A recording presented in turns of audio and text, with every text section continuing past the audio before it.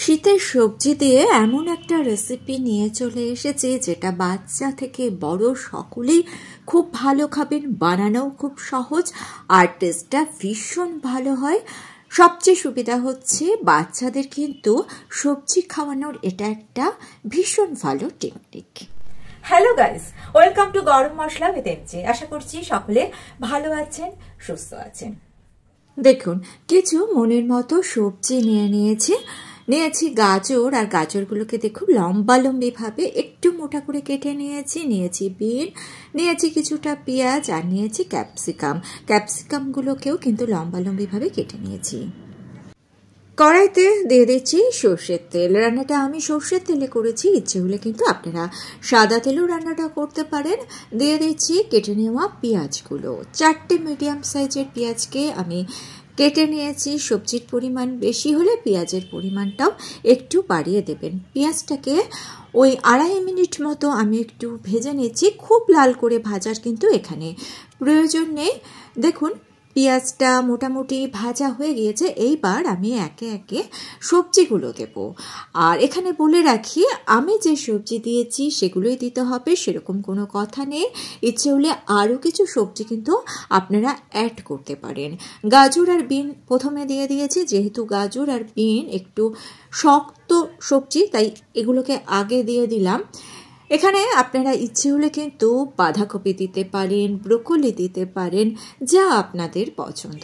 সবজিগুলোকে কড়াইয়ের মধ্যে একটু নাড়াচাড়া করে নিলাম আর একটু লবণ দিয়ে দিলাম। লবণটা দিয়ে দিলে সবজিগুলো তাড়াতাড়ি সেদ্ধ হয়ে যাবে। সবজিগুলোকে নাড়াচাড়া করে নিয়ে আমি একটু ঢেকে দেব। ঢেকে মিডিয়াম ফ্লেমে মোটামুটি ওই 4 থেকে 4.5 মিনিট মতো আমি রান্না করছি।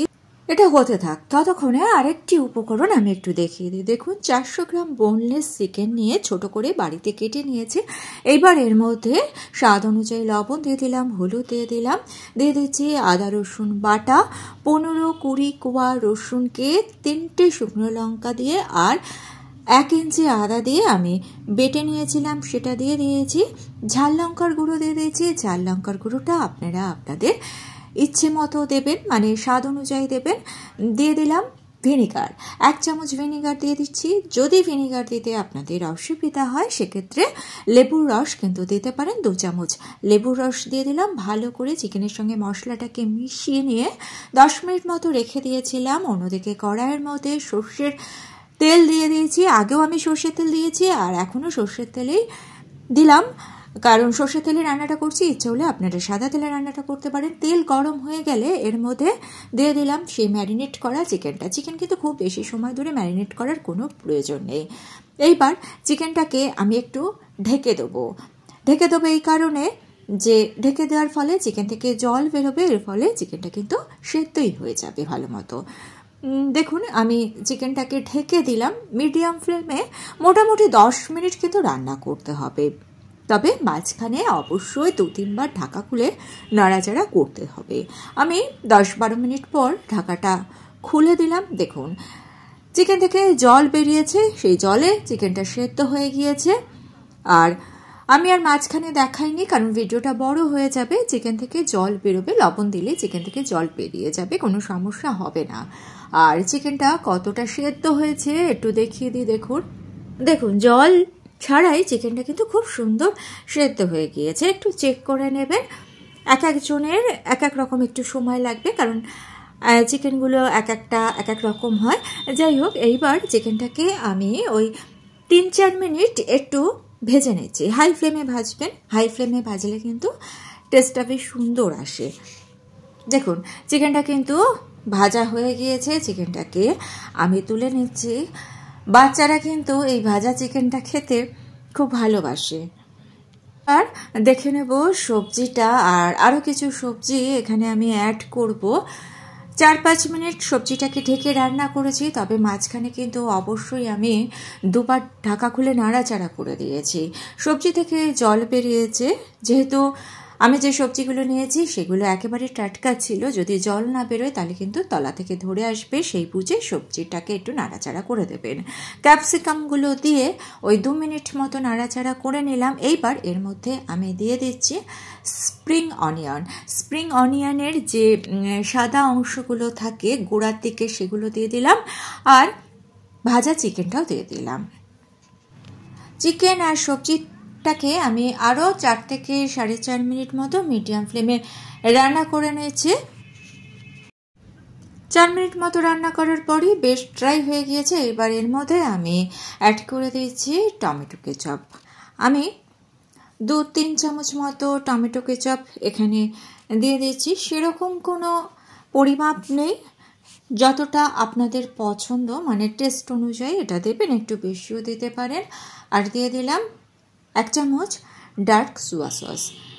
লঙ্কা দিয়ে দিলাম, ঝালটা অবশ্যই নিজেদের টেস্ট অনুযায়ী দেবেন। আর দিয়ে দিয়েছি 1 চামচ ব্ল্যাক পেপার। ব্ল্যাক পেপারটা একটু বুঝে দেবেন, যদি বাচ্চারা খায় তাহলে একটু কমিয়ে দেবেন।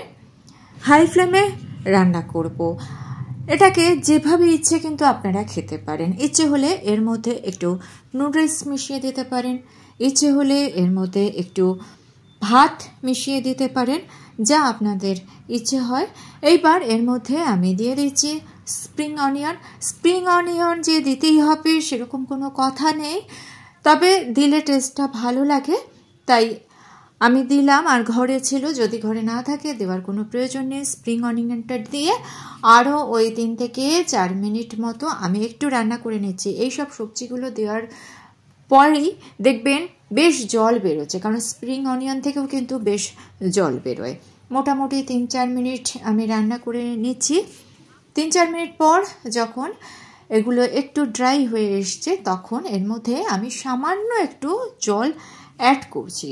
ইচ্ছে হলে আপনারা জল নাও দিতে পারেন, তবে আমি যেহেতু এটা রুটির সঙ্গে সার্ভ করব তাই আমি জলটা দিলাম। যদি আপনারা এর সঙ্গে চাউমিন কিংবা রাইস মেশান সেক্ষেত্রে কিন্তু জলটা দেবেন না।